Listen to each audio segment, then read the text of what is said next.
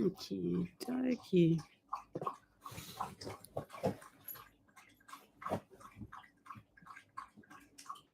Okay. Good morning, everybody, or evening or afternoon, wherever you are in the world. I am live and I'm just checking my settings. Oh, wait, my dog needs to go out. You want to go out, Squiggles? Sorry. Come on. I closed the door because it's cold. Yeah, oh my God, you ate all those cookies. There you go. Oh my God. Guys, if you hear dogs barking, my dogs are going absolutely crazy this morning. Come on, Lulu, sit down. Bailey just ate like about 4 cups of dry dog bickies and my vet said he's too fat. Come on, settle down, everybody. Okay. Oh, sorry. Okie dokie. Hopefully they're quiet. Oh my God. You should see my puppy. Hey guys, come on. She's losing it. And annoying my little mini.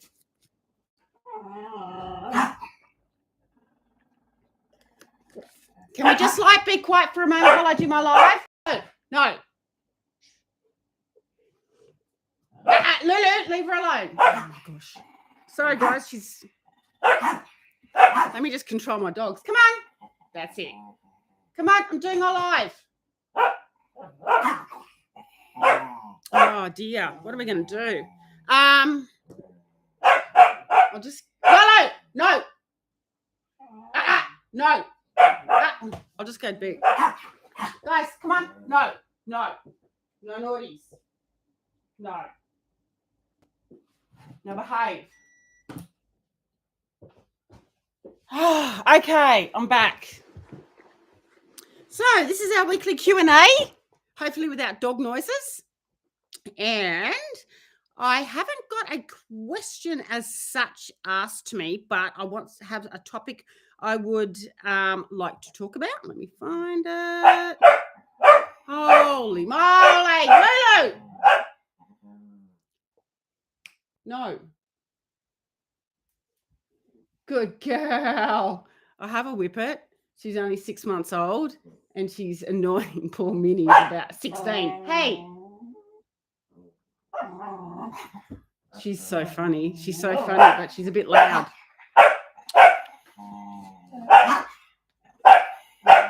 I'm going to have a few dog problems here. Guys, give it a break.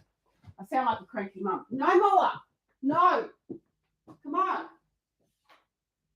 Shush. I'm doing my live. Holy moly. Okay. So I wanted to talk about a question that was in one of the Facebook groups. And I will find it. So in the meantime, I hope everybody is well and a beautiful, warm welcome to all our new members of the group. Lovely to have you in the Facebook group. I'll pop up a welcome message for you this week and give you a little bit of an idea of where to start in the group and go from there. So let me just find this question. And I did quite a long answer. I'm going to have to get up and turn the dogs off again. Let me find it. Okay. Let's go to the post.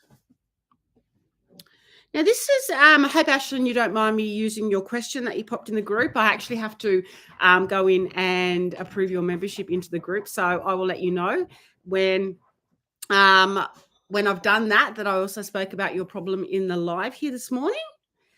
I'll have a sip of my coffee. I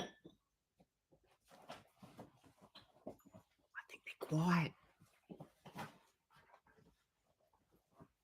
She's so cute, but gee, she gets a bit noisy and annoys all the other dogs. So here's the question Ashlyn put. I need help over here. My Ottb has an issue with standing tied to anything.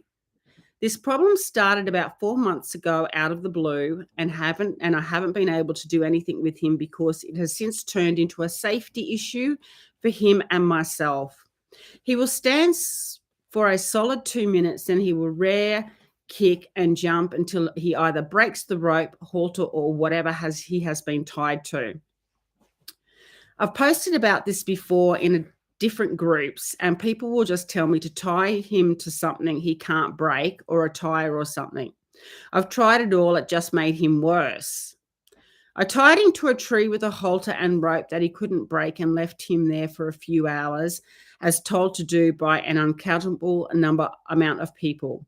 It did nothing but make him way worse, to the point where I couldn't walk anywhere near him without him running the other way. I have since left him to just be a horse for 2 months, and he's gotten better with me coming up to him and getting a rope to walk him around and stuff. With all that being said, I need some advice here on how to get this problem to end without people telling me to tie him to a tree or a tire.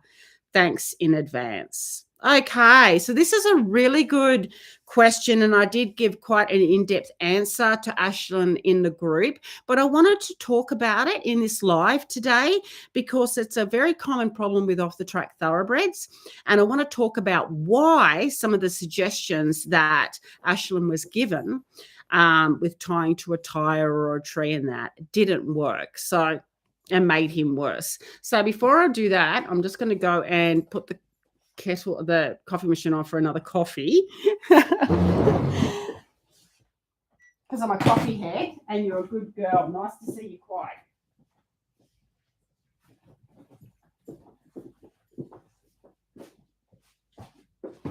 Okay, I'm in a bit of slow-mo this morning, guys. I got my little hot water bottle here because it's cold. I was a bit warm before, now I'm cold, so... Okay, so let's look at this question. Oh my gosh.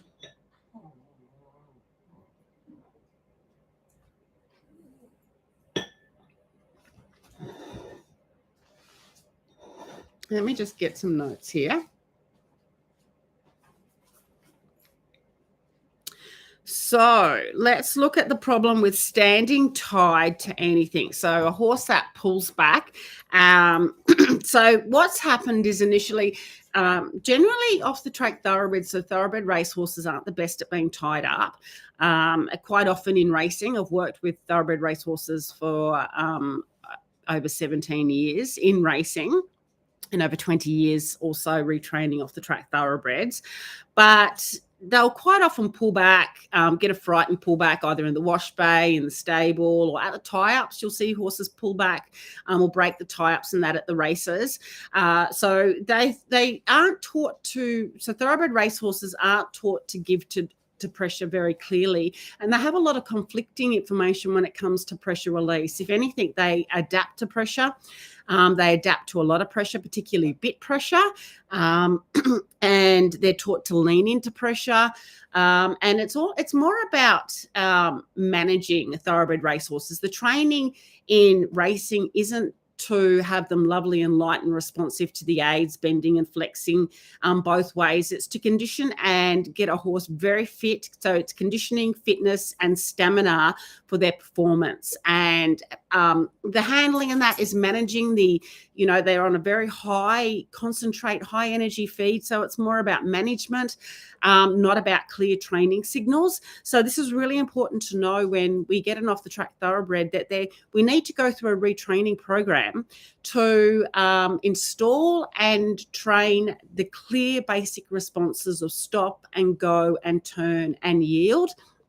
And not also that, we also need to retrain them to use their body in a different way. But that's another topic, and I have talked about that before. So I want to talk about the whole pulling back bit because it's quite common. I've got a few horses in my team of horses here in my herd. One in particular, Billy, he pulls back and he doesn't even want to go and get tied up. And he knocked me off my feet once. He took a fright and pulled back. So I'll get some videos of when I start to retrain him and show you what I do. But let's look at what Ashlyn has been suggested in some of the Facebook groups to do. So he's not standing still now. He's probably initially pulled back. He's got a fright or something and pull back from the fright and got away, broken the lead or the head collar or whatever he was tied to, and got away. And that was the initial. She said he started it about 4 months ago. So first of all, the fact that he's pulled back and broken something is a sign that he's not clear in his giving to pressure responses. He's stop and go, and he's not clear in giving to pressure, because as he started to pull back, he would have felt that pressure on the lead rope, and instead of giving to it, he's fought against it until he's broken free. Now, when he has broken free, come on, guys.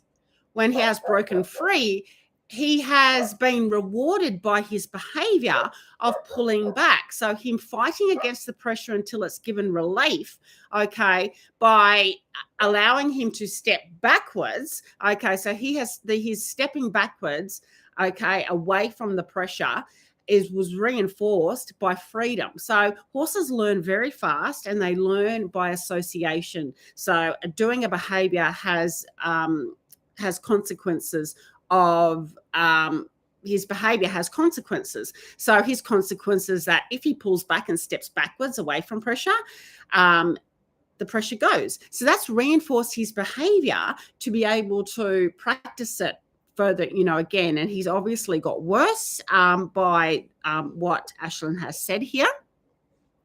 And then now let's look at some of the suggestions that have been given to her to fix this problem. I love coffee. So we now know that he stands solid for 2 minutes, and he will rear, kick, and jump until he either breaks the rope, halter, or whatever he's been up to. So it sounds like also too that he has anxiety and stress. So he's quite anxious and stressed being tied up. So we need to address that issue as well. So let me just put my little noties here. I'll do a little note thing for you, Ashlyn. So we've got him standing. So being tied up, the problem is he's anxious and stressed. So whatever association he has with being tied up, his causes stress and anxiety. So we need to change his association. Now, that could be anything. That could be his memories from racing, being tied up, and then associated with being saddled and going out to track work. He's more than often experienced negative consequences in racing with track work, and that pain, discomfort, because it's very demanding on the horse's body. And so he has a negative association with being tied up in the first place, and he's wanting to remove himself from that situation. So we need to, first of all, change his association with being tied up from negative associations that he has, because remember, horses learn by association, and they have an incredible memory. So they will remember those situations that they've been put in. They'll always remember them. They'll never forget them. But we need to instead build up new memories for them and new associations. So we need to, change his association from being tied up from a negative experience to positive. So I'll pop that from negative. I'm just going to write this down just so experience to positive. So he's more than likely being tied up to get saddled for track work, or being hosed down. Being hosed down in the tie-ups also too is quite a rushed process, and not taken slowly. And maybe, I know some trainers I've worked in that have hosed the horses down with freezing cold water in the middle of winter, and they're usually I'm not going to say usually, but often they're blasted with the hose and hosed down by inexperienced handlers and that. So there's a lot of negative associations thoroughbred racehorses have with being handled with humans, working and being ridden and saddled and that, depending on what stable they've been in. So we see here that Ashlyn's boy, Ottb, is doesn't like being tied up to start with. So he has a negative association with being tied up. So we want to change that from negative to positive. And then he's getting anxious because of that, because his association with being tied up he's expecting something negative to happen. And so then what he does is he's kicking out and jumping until he breaks the halter or whatever he's buying up to. He may have separation anxiety as well. So I've got one of my mares. I brought her up yesterday. I tied her up, but I actually was standing there and didn't tie her up initially until she started calming down.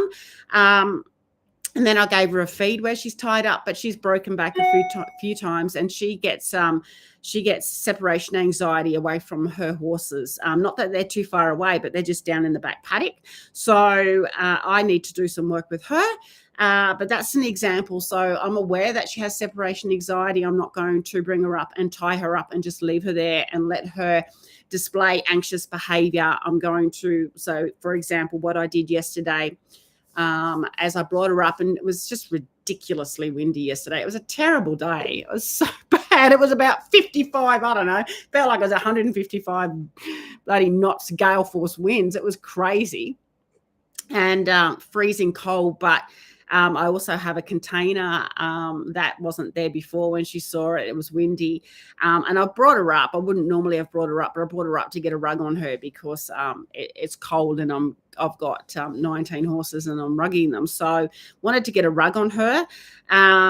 And so I brought her up, and she was a little bit anxious that she had her horses around her, but I just stood next to the tie-ups. I had a hay net there for her. I waited for her to just settle down. I scratched her on the wither and the neck. And as soon as I tied her up, I tie up to baling twine. If they pull back and get away, I want them to be able to break free without hurting themselves. And it's up to me to work on why they're pulling back in the first place. And then I went and got her a little feed, gave her a little feed, and then put her back. So she learns that there's going to, so it was a positive association for her, and I kept her arousal levels and her behavior to the minimum. I didn't leave her tied up there for half an hour. So that's a little bit of an example of what I do. Okay, so what happened here is now Ashlyn has been recommended with her horse that pulls back after he's already anxious, being tied up. She was recommended that to tie him up to something he can't break, such as a tire or something. She's tried that and it's made him worse. So she's tied him to a tree with a halter and rope that he couldn't break and left him there for a few hours, as told to by an uncountable amount of people. It did nothing but make him way worse, where to the point I couldn't walk anywhere near him without him running the other way. So you can see the incredible amount of fear response he's displaying, stress and anxiety to being tied up to the tree, left there for hours, and Ashlyn couldn't even walk near him. Okay, he saw her presence and he had an immediate association with Ashlyn's presence, with a human's presence, as fear. Okay, fear and anxiety. So that's not a good situation. You don't want your horse to associate you with fear and anxiety. Okay, you want them to associate you with a positive experience and positive associations of calmness, pleasure, and, good feelings. So this is really, really important. So we don't want to, when we're handling our horse, we always want to make sure that we are, every time we handle a horse, we are training him, even bringing him to and from the paddock, feeding him, brushing, grooming him or her. We are always training them because horses are always learning. So we want to make sure that we aren't building up negative associations, like a repertoire of negative associations being handled, which they often do. Once again, being thoroughbred racehorses in racing, there's a lot of negative associations that your off the track thoroughbred is going to more than often have because of the demands of racing, the different handlers that they have, depending on what stable they've been in, and every handler, some may be experienced, some maybe not be experienced. Some riders riders ride in different ways. So there's a lot of conflict for thoroughbred racehorses in training and in aids given to them, even with general handling. Also, too, racing is very demanding. They are going to feel pain, and there's a lot of demands put on their body. They enter racing young, so you need to look at the demands that have been put on thoroughbred racehorses, and that they've sort of come out of racing quite often with a little bit of, or sometimes more than a little bit, but a lot of PTSD because of the demands of racing in general. They enter racing young, so also too, we are working with immature horses that aren't ready for the demands put on them. So rehabilitation and retraining is necessary and so important for off the track thoroughbreds. We can't expect them just to slip into our equestrian and pleasure disciplines, something they've never ever been in before, unless they've been retrained and experienced that, and not to have behavior problems or just to know what to do because they haven't experienced it. So let me have a sip of my coffee while I go on here. The dogs are asleep now. And they're all around my feet, some of them. So now we've got Ashland's Ottb and note associating her with fear and anxiety. So we need to change that. So tying him up to a tree for hours where he can't escape has done nothing but make the situation worse. So why has this done? So we have to go back to horses learn by association. Okay, they're in a situation. Is this situation causing them, can they solve the problem that they have, or is it causing them stress and anxiety? So the first thing we go back to is the reason that a horse Ottb pulls back is because he hasn't been taught to give to pressure. Okay, he's feeling, when he pulls back, he feels the pressure on the lead rope, and if he breaks away, it's reinforced. Okay, as soon as he feels the pressure on the lead rope, he needs to be able to understand to give to it.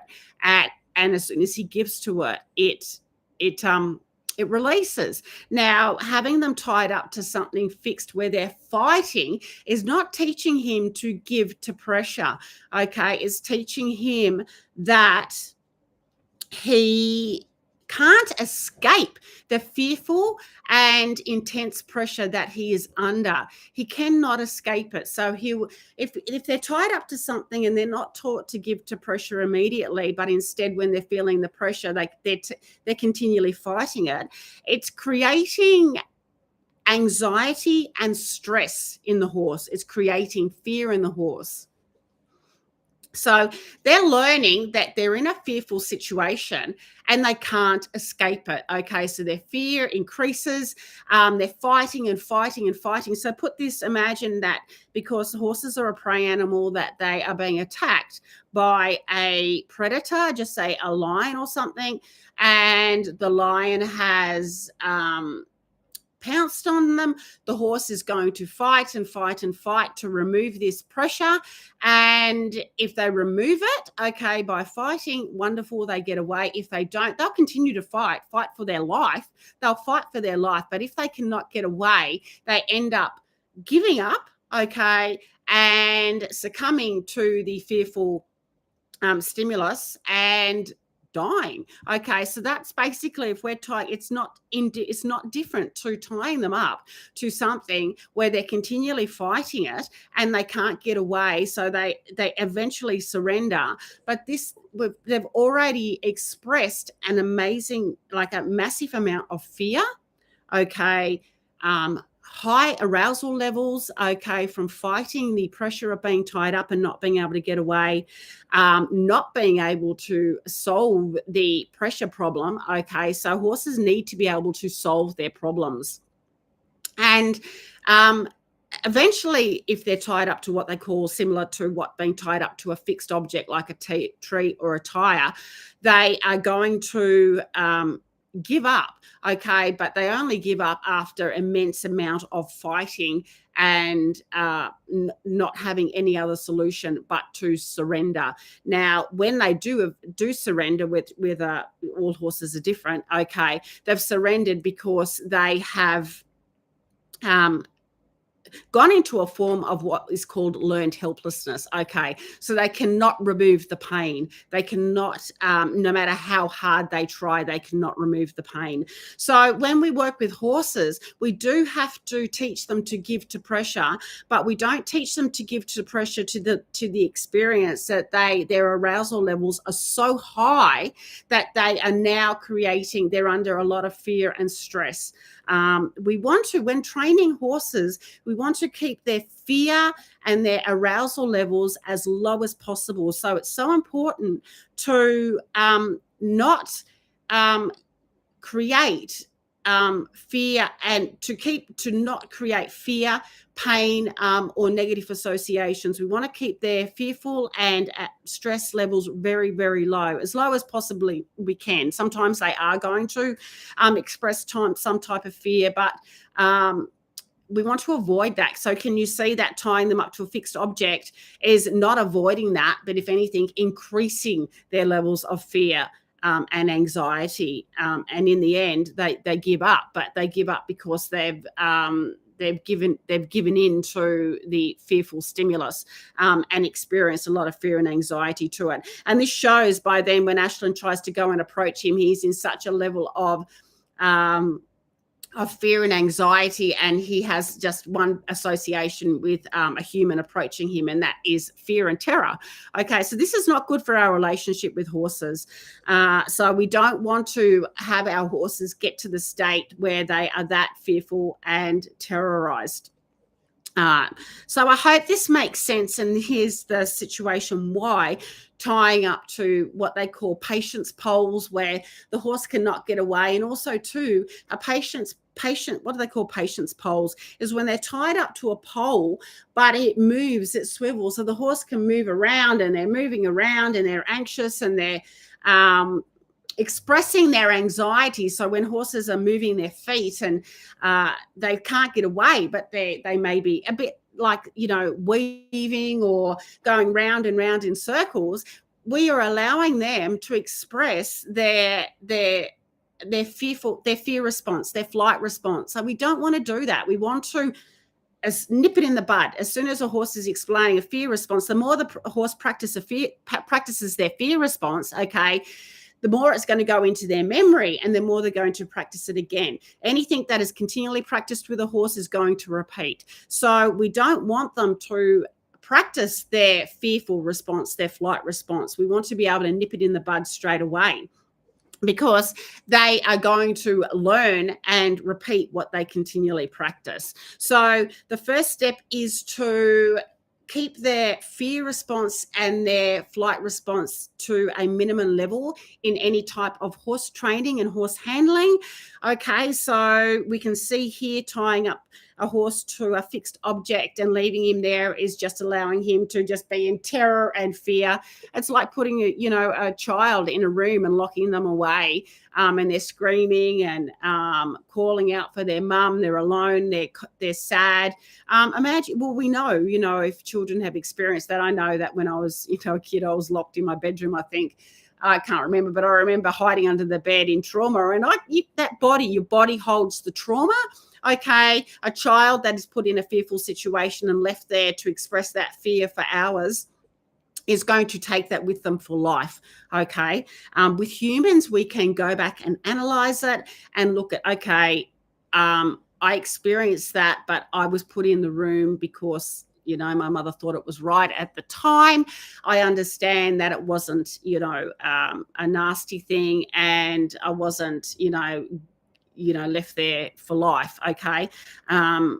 Whereas probably as a child, you would have thought, I've been here for life. Okay. Horses think that the situation they're in, they're there for life. They can't analyze anything. They can't go back and analyze it and go, well, I was there because I had to learn this. Okay. Whereas a human we can go back and look and think, okay, well, this happened as an adult, and work out why we're feeling like that, and then heal the trauma. A horse cannot heal the trauma. The trauma they've experienced will stay with them for life. And particularly important with off the track thoroughbreds to keep things because we cannot get rid of that trauma. We cannot get rid of the memories that they have. But what we can do is build up positive associations and build a positive memory bank on top of their negative associations. And their negative associations, if they're put back in a fearful situation, and allowed to practice the fearful behaviors, it will come back up. But as we build positive associations and positive, correct retraining, we've got all these positive associations, and we'll continue, let's just say, like 2 years of positive training or correct training, and you can see how the negative associations are getting further and further back in the memory bank.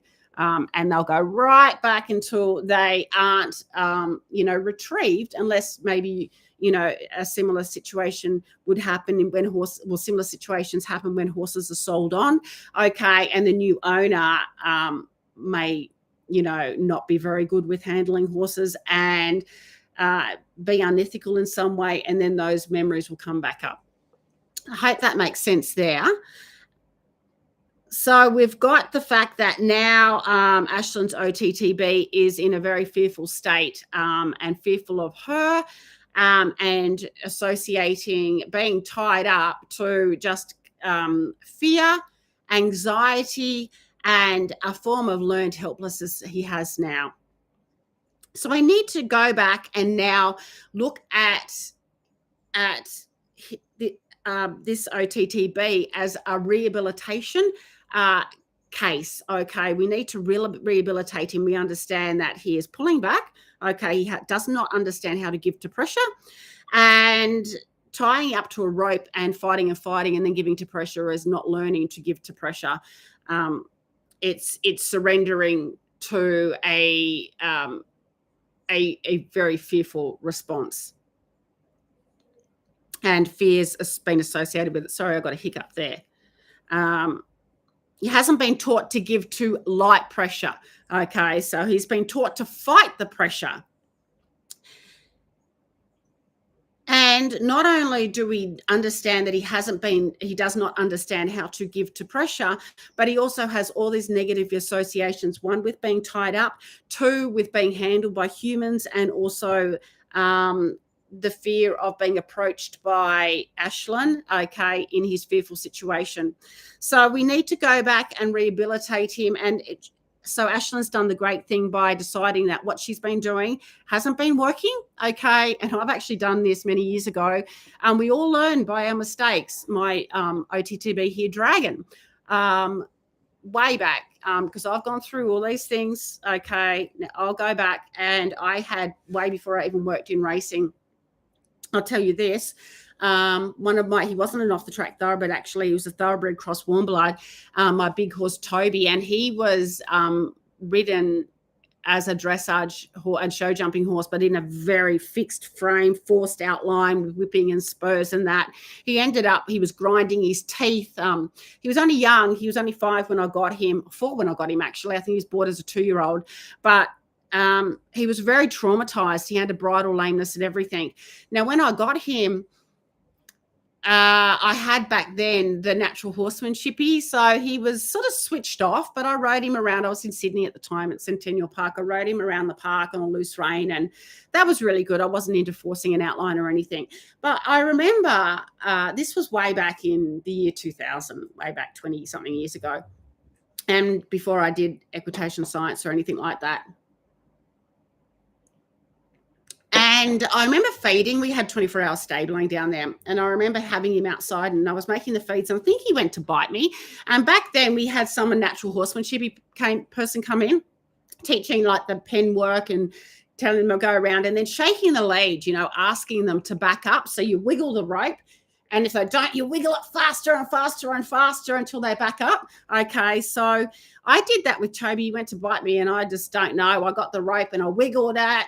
And he didn't back up, so I wiggled it more, and he stiff-legged went into a massive fear response and threw himself down on the ground, on the concrete, okay, because it was concrete it was either Equestrian Centre, Centennial Park's Equestrian Centre near Fox Studios.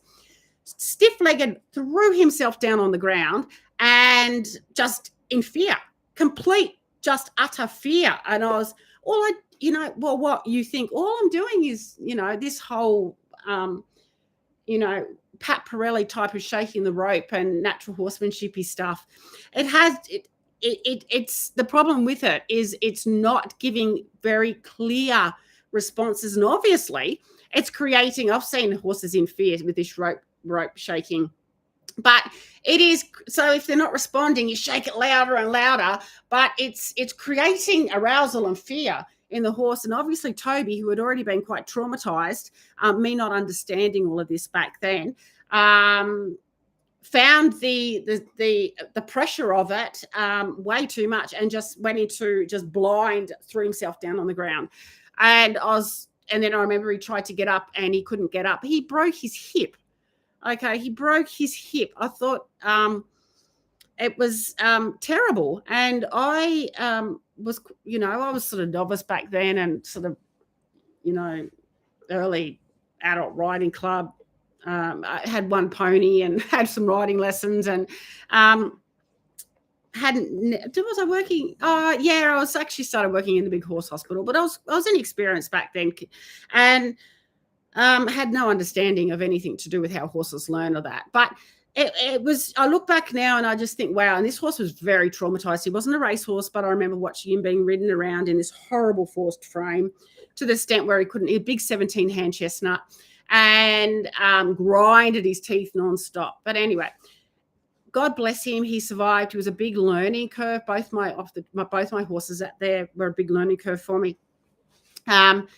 And he went out, and my wonderful vet Leanne, we didn't know whether he was going to heal or not, but we put him out. He was enclosed. He actually couldn't, so he was enclosed. And then when he was ready, he could not walk straight. He was actually walking like a crab sideways. So I put him out for a spell for 6 months, and it was either he wasn't going to come good or he was going to come good. He came good.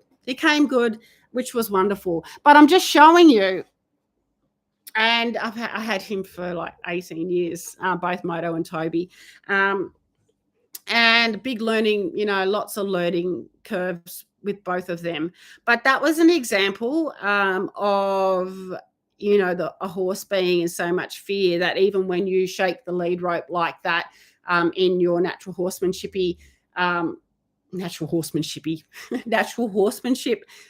tools that they teach is not it's not equitation science, and it's not the clearest responses that you can give to a horse, because you can see the rope. Even horses learn so fast, and as soon as you've got to release the pressure at the right moment. Now, what probably happened is I asked Toby to step back, and he's probably taken one step back, but I've just wanted him to step back. So I haven't been able to, I wasn't aware that as soon as they show the slightest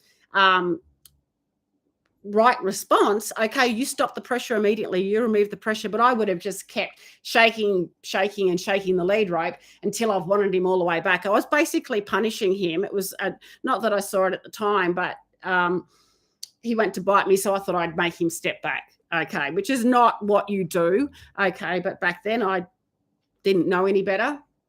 And what would have happened, as I said, is I've shaken the lead rope and he's probably taken 1 or 2 steps back, but I haven't seen that as a right response and stopped the pressure immediately. And then the problem with the shaking the lead rope is as soon as they take a step back, you can't stop that movement of the lead rope immediately, because it keeps wiggling for a few moments until you stop it. So it's, even though we think we've stopped the pressure, the horse still sees that wiggle of the lead rope. So they don't understand that, oh, I was taking a step back, the pressure was released. And then I wouldn't have released it anyway. I would have kept shaking the lead rope.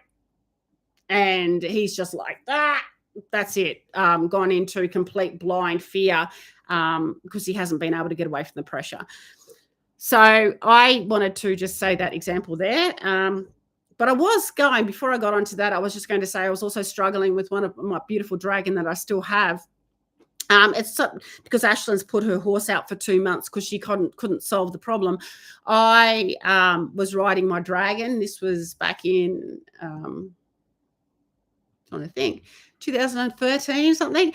And I used to ride him, so he's one of my off the track thoroughbreds I got off the track. He was my first one that I got off the track down here in Canberra. He did 2 tendons when I was riding him track work. He used to hang. He was quite beautiful horse, but he used to hang really badly, and he'd had 2 tendon injuries throughout his career. And he came to me after his second tendon injury. But he's the type of horse that he just was very stiff. He would not give in front. And once again, we're all on a learning path, and I couldn't get him to soften. And I'd still back then, I remember getting frustrated, and like, frustration is not going to get you anywhere with horse training. Never. You just got to nip yourself in the bud. Nip it in the bud, I should say. So I remember getting frustrated, but I just thought, why can't I get him to soften? And I've done my equitation science. I spent a year down in with Andrew McLean and at the Australian Equine Behaviour Centre, but we're always on a learning process. I couldn't get him to soften, so I was like, oh my God, why can't I get him to soften? And he would always be against the bit and fighting the bit. So things have to click into place. So I actually ended up going, nah, I don't know what I'm doing here. I can't solve this problem. I don't want to put any negative associations. I probably did give him negative associations. Once again, that was 8 years ago. But I put him out for 6 months. I thought, I'm putting him out. I brought him back in, and what I did, because I'm continually researching and learning, and if I come a problem, I'm like, okay, well, what's this? I mean, I've learned so much now, and I'm still on the learning path. But what really made a difference for me, and also with Off the Track Thoroughbreds, is Philippe Carl. So he's a classical dressage coach, and it works in very well with equitation science, is teaching your off the track thoroughbred to give to bit pressure, to soften their jaw. You have to remember that thoroughbred racehorses, I'm completely going off topic to the whole tying up thing here, but you have to remember that thoroughbred racehorses are taught to lean into pressure, a lot of bit pressure. They got, if you've got all this bit pressure and we're holding them in our pace work and we're holding, because I've ridden track work for so there's a massive amount of bit pressure. And obviously with all that bit pressure, there's going to be all these muscles tightened. They're going to tense their jaw and they're up around their poll and everything. And they do that unless we retrain them to do otherwise. So with Dragon, I brought him back in and just teaching them to soften their jaw. One of the first things I teach is also in riding and also in hand before I start doing my under saddle work, is to soften their jaw, give their jaw to the bit pressure, and do little flexes, just tiny, not this flexing around so they can touch your knee stuff, little to the slightest you can't see it. Classical dressage, little flexes in their poll, and you can feel the give. Learning feel is really, really important when training horses. Learning the feel of that slightest give to jaw, to softening their jaw, and that little tilt of the poll. That was a massive learning curve for me, to add on to my whole retraining of off the track thoroughbreds. In particular, so important with off the track thoroughbreds, important to all horses, but with off the track thoroughbreds, asking them to soften is like asking a train to bend. Sometimes, it's not easy because I've habituated to so much pressure. So that was what I did. I put Dragon out because I just couldn't, and then I came back and did that with him. It was just, I ended up taking him to shows and out cross-country training and everything. I had him up for sale, but I'm not selling any more horses now. He's a beautiful horse to ride. So that was an example of, it's not always a bad thing to go, okay, I don't know how to fix this. I just don't want to make the situation worse. I'm going to put them out. Okay, put them out for a spell, put them out and ask for help or work out what I can do here. And that's what I've done. I'm going to put my heaties on now. Geez, it's cold down here. I'm hot and then I'm cold. So where am I up to? So that's right. So Ashlyn, once again, I hope you don't mind me doing my live about your topic, but Ashlyn's done a really good thing. She's decided to put her horse out. Now, she's also made some little progress because she has then obviously he's had these negative associations of Ashlyn approaching him. So she may have had problems with catching him in the paddock as well after all of this. But she says since he left him to be a horse for 2 months, he's gotten better with me coming up to him and getting a rope to walk him around and stuff. So she can approach him. Sounds like she can put a head collar on him and walk him around. So that's a really good thing. Remember, we want to be able to, he needs to be rehabilitated. We need to be able to teach him that when he gets handled by humans, it's now going to be positive associations and building up a library of positive associations. So now we've still got the problem that he doesn't understand how to give to pressure. He's got these negative associations. He's got these fearful memories of being tied up. So we need to learn that. Ashlyn's done the great thing and reached out here. So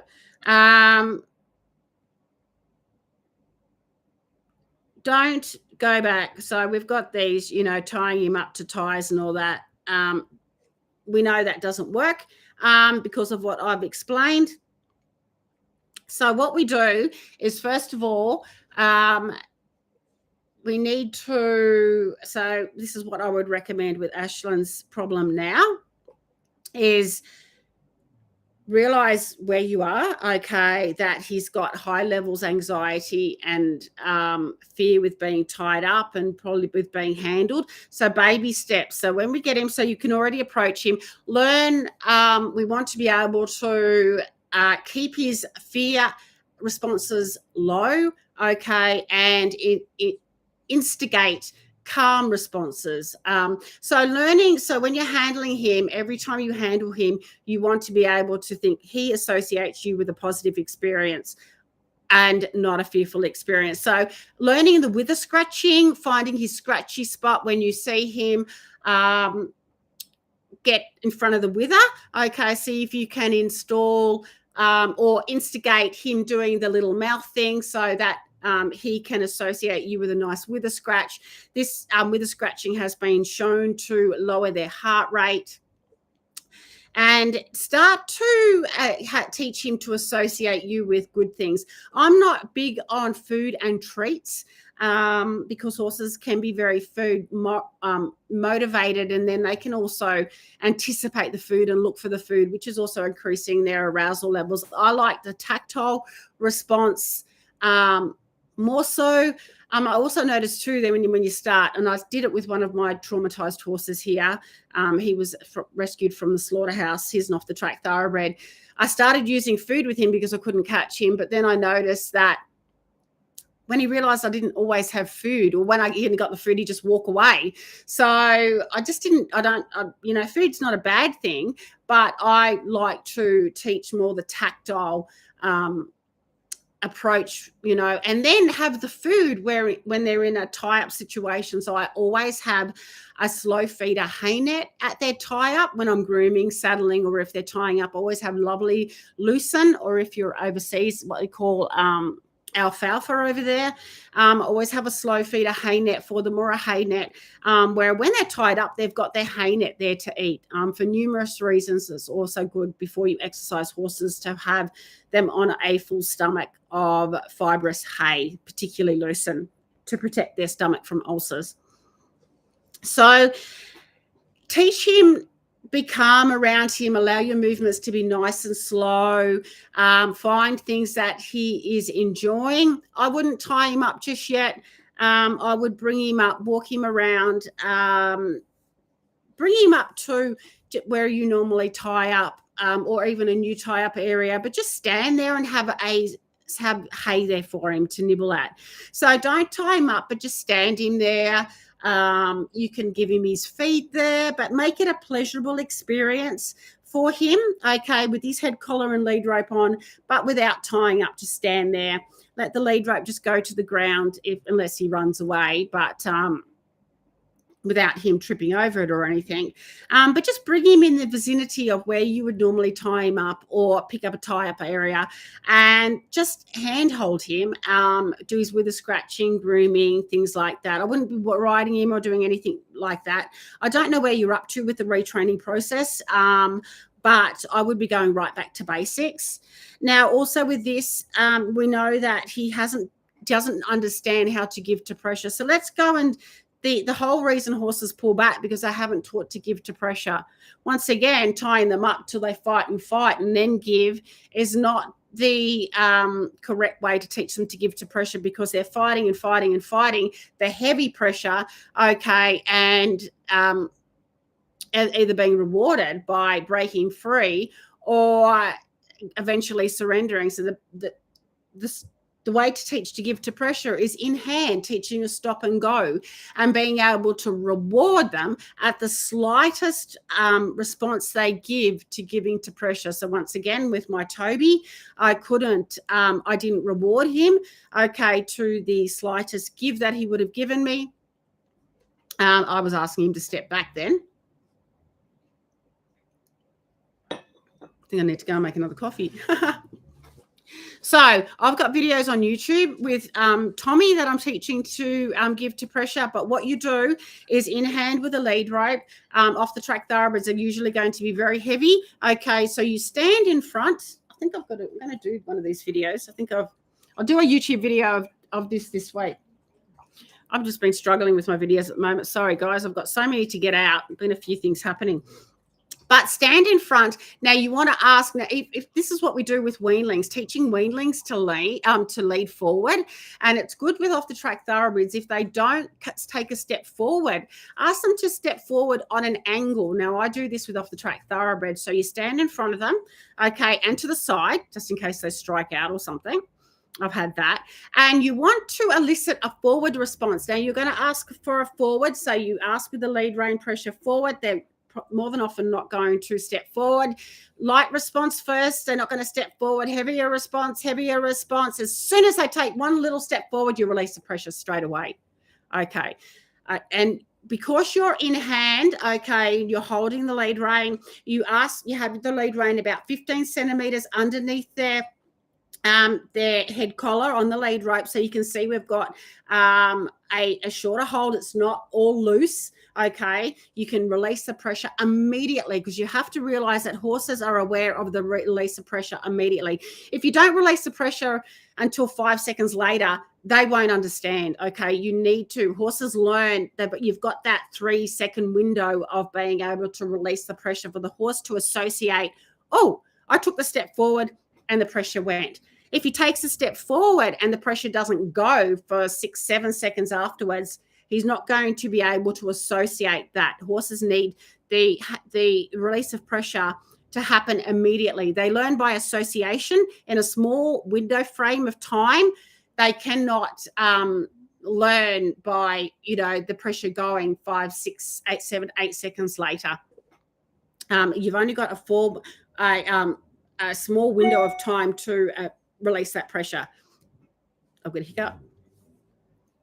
So we've asked the pressure. Now, what happens if they quite often will lean on it, because that's just what's happened when you've tied him up without the giving. They've been leaning on it and fighting it. And Andy more than often will do this in hand when you are asking with the lead rein response. So what I find, I'm just turning my heater off again, heater on and off, this is what you do with weanlings when you're teaching them to lead forward, because they do not understand how to lead, is you ask on an angle. So a horse can lean and sort of fight if you're asking with a straightforward response. But if you ask them to step sideways with one foreleg, sort of like a 3/4 angle, step out to the side and ask for one step forwards with that initial foreleg, okay, it's easier to sort of put them off balance a bit and ask for that sideways forward movement with one foreleg. As soon as they've done it, release the pressure. And you've rewarded that basic attempt of them coming forward off pressure. Okay, can you see how that's been rewarded? Whereas if you're tying them up to a fixed object, there's no reward. They're just being taught to fight and fight. And then either surrendered into a learned helplessness situation or break away. Whereas if the in hand, as soon as they have given that slight immediate response, see what's also going to happen too is if they're fighting the fixed object, they may give for a moment, okay, but then fight again and give. They're not getting this. They're not getting a clear and instant relief to their slightest basic attempt. So let's do, so we've got that, we've instigated that initial step forward. Now you ask again, okay, ask for light pressure. Always ask with light pressure first. So once again, if they're tied to a fixed object, there's no light pressure happening. It just goes bang into immediate heavy pressure, okay, because they're fighting against it. Ask with very light pressure first. They're not going to respond because they're off the track thoroughbreds. They're heavy, okay. So light, heavier, heavier, heavier. They've taken a little step forward. Release, reward, say good boy, pat like a stroke on the forehead. Ask again, light, heavier, heavier, heavier, release. And you'll notice, okay, after 4 or 5, 6 repetitions, they are going to take that step forward, usually forward to the side. As I said, asking them to step to an angle forward is going to be easier. They will learn that, oh, as soon as I feel the lighter pressure, if they don't respond to the lighter pressure, okay, the pressure gets a bit heavier, okay, but they have worked out that if they respond to the lighter pressure, they don't get the heavier pressure. So they can control, okay, their environment. It's really important that a horse can control their environment, okay. So this is why equitation science training is really good, because you're giving the horse a solution to their problem, okay, ethically, without increasing their fear responses. So you always ask with a light pressure first. If they don't respond, a little bit heavier, a little bit heavier, a little bit heavier, they take a step forward, release. They start to feel, okay, the light pressure, and they'll learn, oh, okay, I respond to that and it doesn't increase. Once again, it has to happen immediately. It all has to happen within the 3 to 4 second mark. So that's how you teach your horse to give to pressure. I've got videos of this. I've got some videos on YouTube of me doing this with Tommy. Tommy gets quite anxious. He doesn't pull back, but he doesn't like to stand still. So Tommy's actually got a different thing, though Ashlyn's horse doesn't like to stand still either. So that's where, Ashlyn, you're up at the moment, teaching your horse in hand the stop and go response. So going forward, teaching him to give to pressure, light response, and then rewarding it also with positive reinforcement. So then you can also give him a scratch on the wither, pat his head, or stroke his head. I don't pat, but stroke his head, elicit, he's rewarded by the correct thing. And can you see how you haven't triggered any fearful response in him, unless he's that traumatized that when you ask for the forward response, like my Toby, though in saying that, I didn't give there in that situation.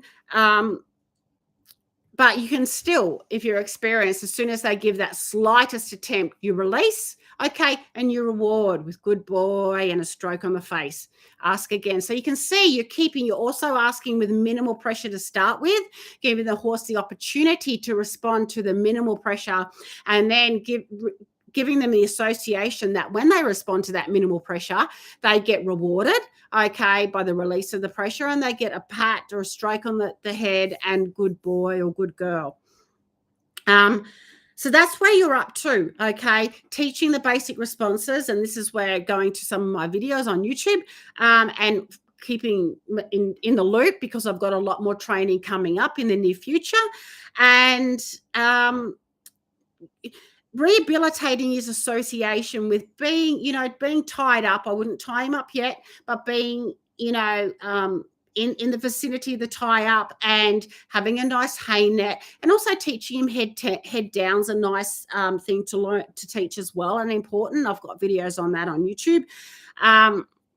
But building positive associations and being calm in your movement, not reacting to anything bad, any displays of anxiety. Try and keep it to a minimum, and teaching retraining his basic responses is number one, as well as having, you know, when he's in the tie-up area, having a nice hay net, making it pleasurable for him, a nice groom if he enjoys being groomed, or if he doesn't, there's going to be some rehabilitation there. I would also, and I think I mentioned this to you in my comment, I would also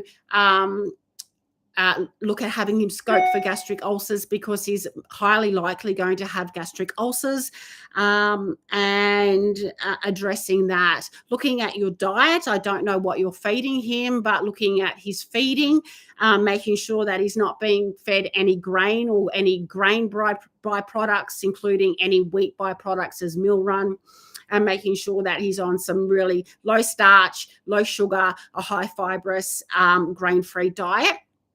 So I will leave it there, I think, because I've been talking for about an hour.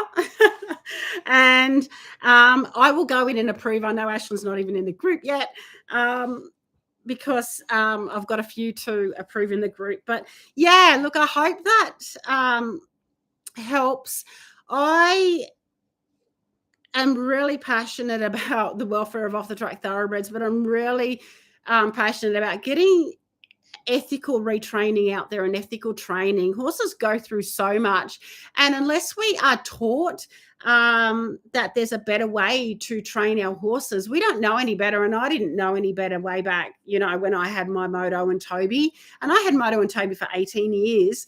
Lost Moto, I got Moto off the track when he was 5. And he was a little hot off the track, 16 hand off the track thoroughbred with a lot of issues. He bolted and everything. Completely opposite to Toby. And Toby, even though he wasn't an off the track thoroughbred, he was very traumatized. And the things I did with them, the whole rounder your dressage and your show jumping training, you know, like having rounder and rounder forward into the bit, into the bridle, rounder. I'm like, oh my God. I really battled. So I know the confusion. I know the struggle of not knowing what to do, and like, oh my God. And I know I compared myself back then to a lot of other people. I thought, oh, they're doing really good and I can't do this. Why can't I get my horse round and nice and relaxed? And I was really depressed. And I'm glad I went through all those struggles. I'm sorry for my beautiful horses, Moto and Toby, you know, because I didn't know any better, and I did the whole traditional, you know, thing. I wasn't purposely, you know, but forcing them into frames, that's terrible. But I was always searching for another way. So I've been there. I've seen the light, and I know a better way, and I'm really appreciative for the wonderful opportunity to have the ethical retraining and ethical training out there, and to have found it and learn it and continually to learn it. Classical dressage is beautiful as well. I want to say something too. I love classical dressage, and I've done I will learn a lot more.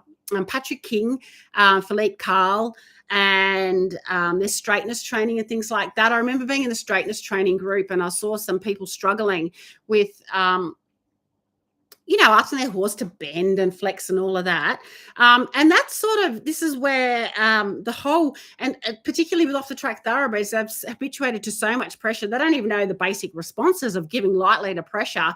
They don't bend and flex because they don't use their body in that way. They don't need to. So to sort of jump in, I saw some people with off the track thoroughbreds that are in straightness training and struggling with their horse softening. I mean, there's no way your horse is going to be able to soften and give to the bit and soft and flex in their pole if they haven't been gone back way back to your basic responses of equitation science training, retraining the basic responses and just giving to pressure. Because literally teaching an off the track thoroughbred to give to pressure is sometimes like pushing a freight train back. You know, I had Ty here, and I've got a retraining series coming out with him where teaching him to lower his head.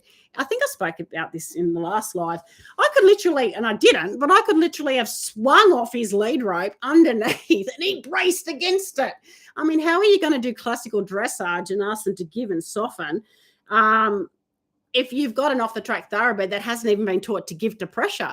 I mean, it was ridiculous. I actually even had to ask for help in the ESI Academy because I'm doing the Diploma of Equitation Science, because I thought, this horse just won't give. And I mean, beautiful. I've got before and after videos. So, yeah, it's like building the foundations and building up. So I love the classical dressage and I love the straightness training and all of that. But you can't do that with an off-the-track thoroughbred or any horse.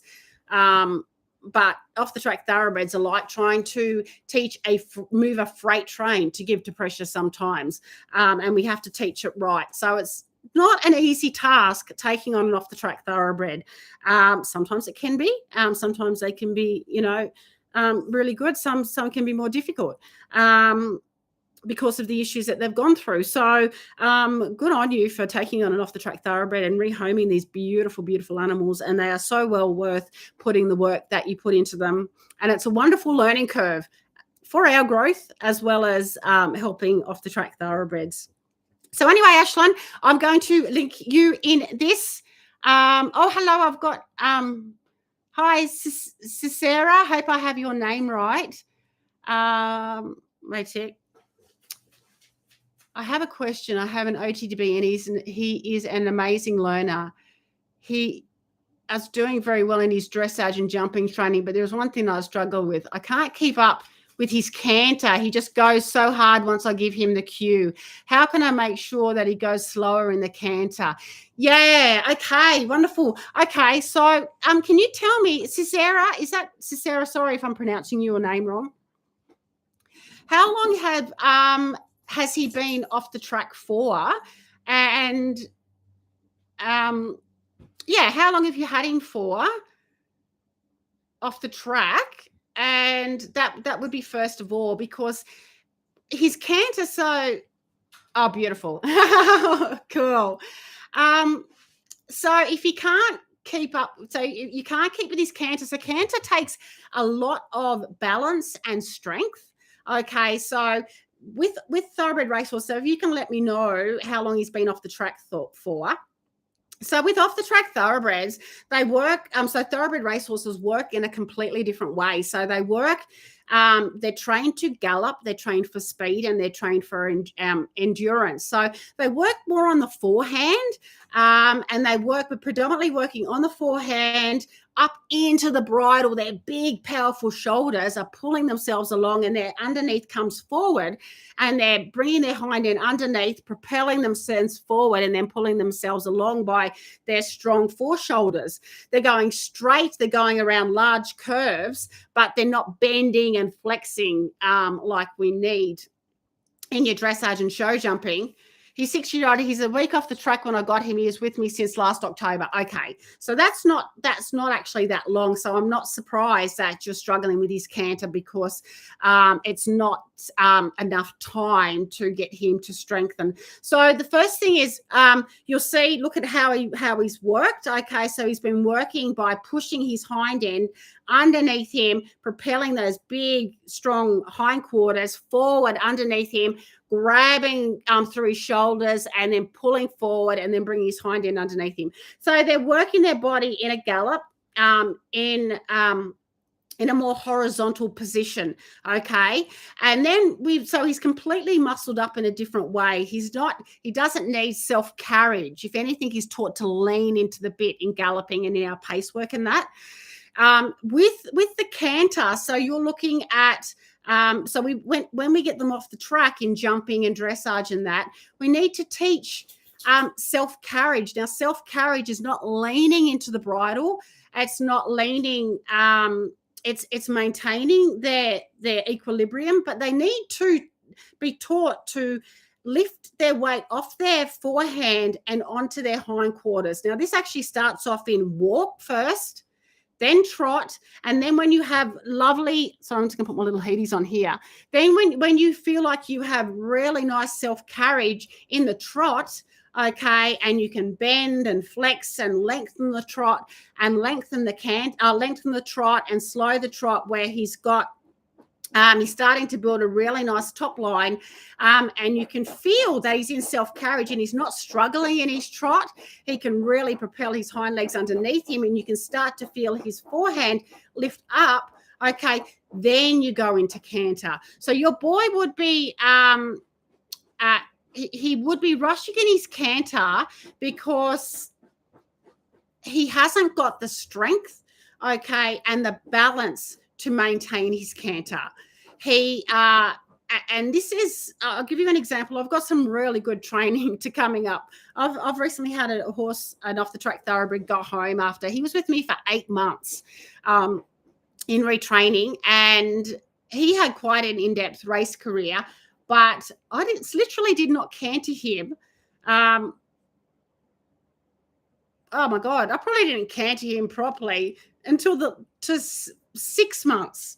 He probably only did canter in the last 2 months of his training. And when I started to do the canter, it was so easy for him because I had got him so strong and balanced in self-carriage in his trot. Yeah, it's really, it's a lot of balance and it's a lot of strength. And also too, with off the track thoroughbreds, the wear and tear in their hindquarters, because of the wear and tear of racing, they quite often have some niggly things, some inflammation, some pain there. So making sure that there's no pain there, but you'll feel when they're ready for canter, because you'll feel that when you ask for canter, it's going to feel easy. You feel like he's just going to be able to bounce up into the canter. If you don't feel like, so if he's starting to, when you ask for canter, he's starting to lean on the front end, you know he's not ready for canter. And he's going to feel heavy. You're going to struggle to try and get him. He's not maintaining his canter because he hasn't got the strength for canter. So I didn't even trot tie. This is the trainer, and this is a horse I recently had for in training. He's going to be a really good. I've got a whole series coming out with him, so keep an eye out for that. But he's a really good example because he really struggled. He had no top line at all.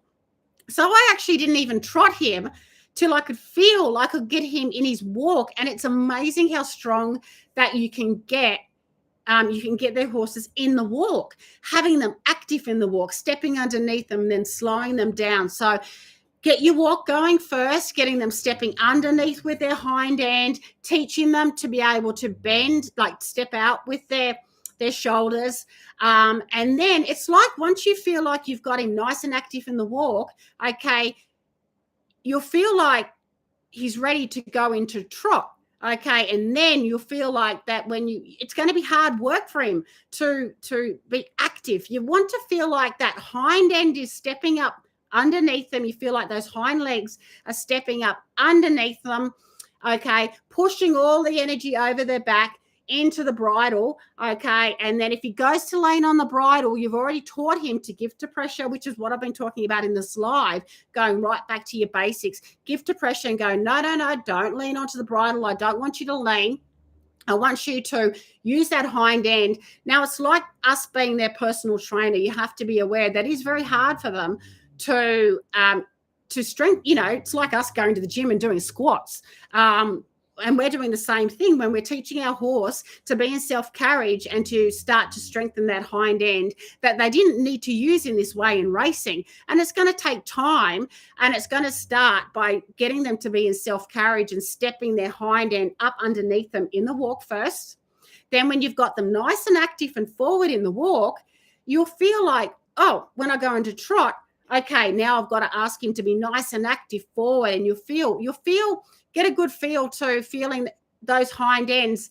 Is his hind end stepping up underneath him, propelling that energy forward up over the back? And it most probably isn't. More than likely isn't, because he's only come off the track in October. Was it? Sorry, I'll go through. Of October. So that's not that long ago. So he's been a week off the track in October. So just say he came off October, beginning of October, September, October, November, December, January, February, October, November, December, January, February, March, 6 months, April, 7 months, May, 8 months, 9 months. Yeah. So he's got a lot of retraining to go to do in front of him. And I also have you gone back to your basic foundations and retrained just your stop and go in hand, teaching him to give to pressure. But when it comes to your canter, it's all about the strength, the self-carriage, and you'll feel when he's ready for canter, because you'll feel that he's got the strength to be able to hold the canter. And then it's up to you to, as his personal trainer, feel, I can feel like he's got the strength, and ask. It's like, doing squats at the gym. Ask for one circle or one straight line of canter, come back. But you want to ask that, you want to get the feeling of that he's already learned to be in self-carriage. If he's leaning on the bridle and you feel like he's wanting to put his weight on his front end, you need to have already taught him to give to pressure like your half halt. So when you feel him bear weight on the front end, teach him his half halt, give to pressure, shift his weight back to his hind end. Okay, then release, ask him to work properly. So we need to be his personal trainer, already make sure we've taught him to give to pressure and he understands the aids. Once he understands the aids, then what you do is you go, okay, I've taught him to be very clear in his responses. Okay, I know he's healthy in his body. Okay, I know he hasn't got any niggling things there that makes him not want to step under. And this retraining series with Ty is going to be really good because I came through quite a few issues where I thought, I can feel he doesn't want to step underneath his. I could feel he didn't want to step underneath his hind end. He was showing that he was in pain, and he did. He had some issues. He had a dropped hip, and so I could feel that he was bracing in front. He didn't want to give. So it's like a learning process of feeling, is he not wanting to use his hind end because he's just weak? And if I've taught him right and I'm strengthening him right, I can, instigate a few of those healthy steps. Or is he not wanting to step underneath because, one, I'm asking him too early, or two, he's in pain, he's sore somewhere. So I went through both with Ty. So I'll be looking forward to getting that out to you guys. So, yes, Sarah, I hope that, does that make sense? So first of all, it's making sure that you've taught him. Yeah, no problem. I haven't got any YouTube videos up yet, but I'll get some. Oh, yes, I have. I have got some YouTube videos up. I haven't got right back. But if you go to the retraining, I've got retraining, teaching a horse to be in self-carriage with an Ottb with Ty. So I've got some showing what I'm doing there. If you go and watch those, if you haven't already, that'll give you an idea. But I've got a heap of training come up. If you're not in the Facebook group, go on to, if you're in my Facebook group, you'll get the links as well. So I'll put, but yeah, if you're not in the Facebook group, I've got a link to the Facebook group in the, one of the videos, all my videos, except for, I don't think I've put it in the Q&As yet. Join the Facebook group. But yeah, I've got a heap of training coming out. The whole tech thing and keeping up the video thing is a bit of a challenge for me, but I'm getting there. But yeah, look, please reach out. Yeah, watch the videos about self-carriage, and the horse that you see in the self-carriage, I've actually got about 72 videos of from day one when I got him in from retraining all the way to the end. I've got a whole training series coming out with him. So I've got an Off The Track Thoroughbred Success Academy, like a monthly membership thing that I'm getting up going. It's only just sort of started, but I'll have a lot of videos on YouTube about this as well, and in the Facebook group. So watch those videos, and that'll give you an idea of where I start and how getting the canter takes quite a long while, and you'll feel they're ready for the canter because you feel your trot feels lovely and balanced, and he's bending and flexing, and he's got that strength in his hind end. They work so differently in racing, and it's really about rehabilitating their body all the way back from day one. It even comes back to teaching self-carriage in hand, just teaching them to stand there. They're so used to leaning into pressure and to leaning onto their forehand, and they use their forehand.